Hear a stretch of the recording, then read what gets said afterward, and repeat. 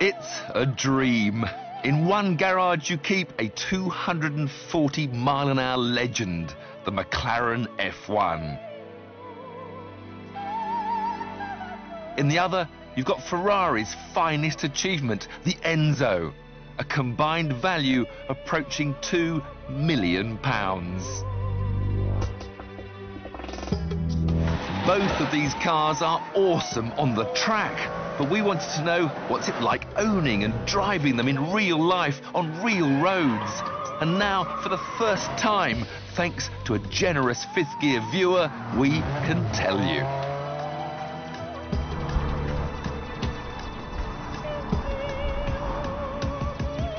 Chris Palmer is a self-made man who sees these delicious supercars as investments as much as toys. Probably, for me, they're as good as it gets. The McLaren is probably a bigger adrenaline pump.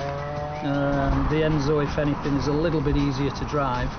Insurance, running costs? I don't back horses, so it's a vice that can be cheaper than gambling.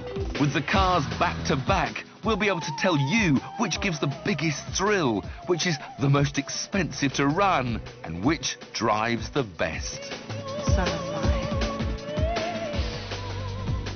Come on, this is our Enzo for a day. And there's nothing like this in the supercar world. This is the supercar that looks more like a spaceship than any other. It's just stunning. And the closer you get, the more... I don't know, the more you want to open the door.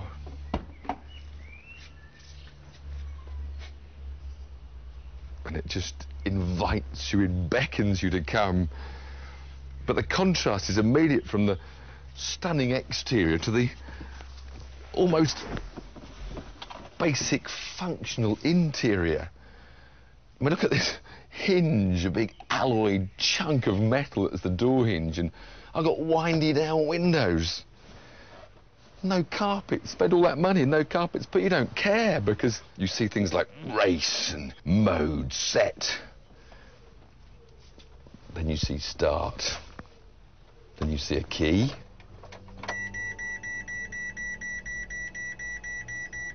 Lots of noises. Flip the paddles for N. And perhaps press the start button.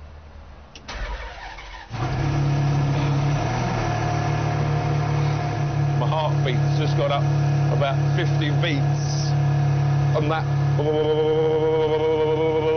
is coming through the seat into my back and into my spine, tingling up into my brain. And I haven't even touched the throttle pedal yet.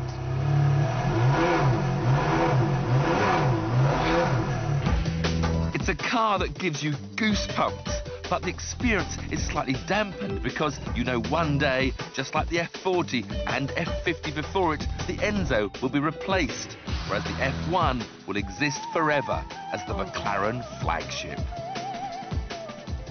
Now this, of course, is a race car that's been converted back for use on the road, so it hasn't got all the luxury interior.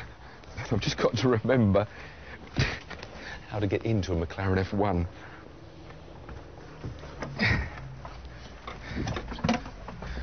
But once inside that brilliant driving position that Gordon Murray created, no beautiful dials in front of me, a race-spec dashboard, and this whole bank of carbon fibre surrounded switches. Time for some noise. Well, music to me. Full race-spec master switch. Ignition. Fuel pumps on.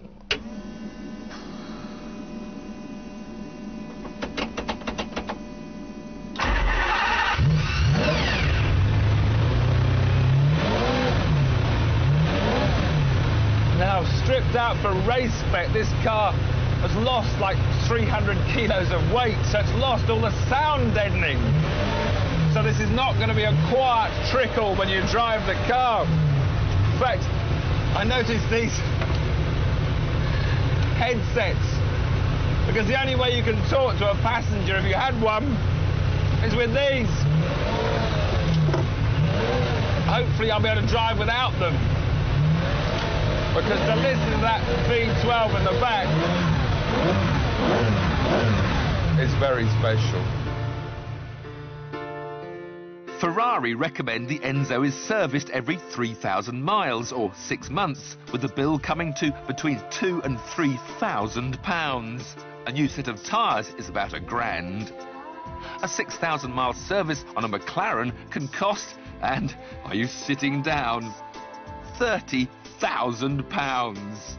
Everything about an F1 is telephone numbers. Even a small tin of touch-up paint costs 75 quid. Then we come to the petrol station. A day with these two resulted in my record ever fill-up.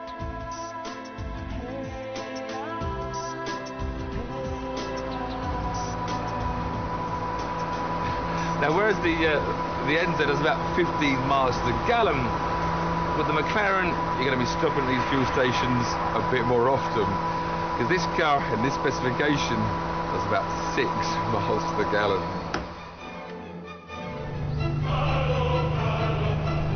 How long is that nose and how near is that concrete?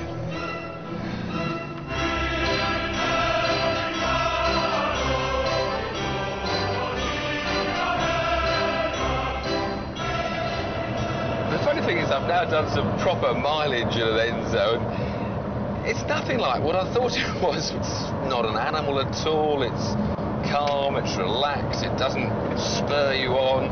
It's a very pleasant cruiser.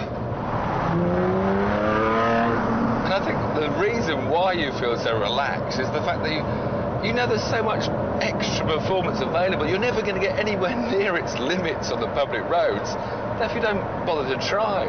But I guess there's one button I've got to try, and that's the race button. Just to see how different it feels, because it does sharpen up the engine and the suspension. So we'll just have it in the rev band 3, then just press it and... Oh! Steering is now, yeah, sharpened a tad. The gear change should be a bit quicker. Suddenly I feel a bit egged on. It's amazing what a difference one button can make.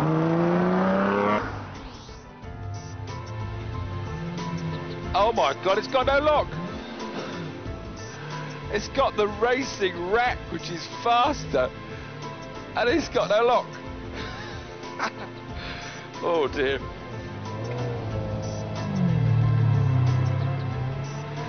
Now, I thought I'd drive this without this headset on, but it is so noisy, especially with the gearbox.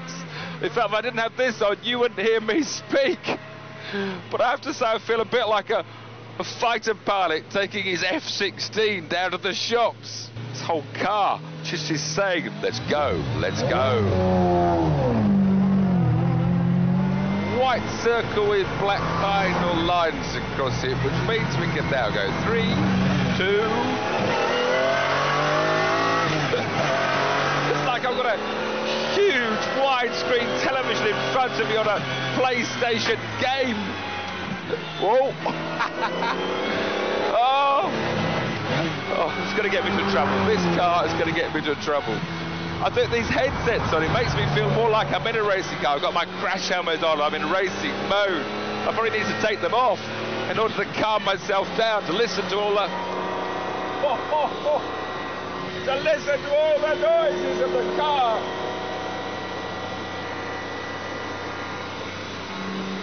Oh my God. But getting back into McLaren has reminded me what supercars should all be about. And it's all about the driving experience. But most of all, it's just this stunning performance.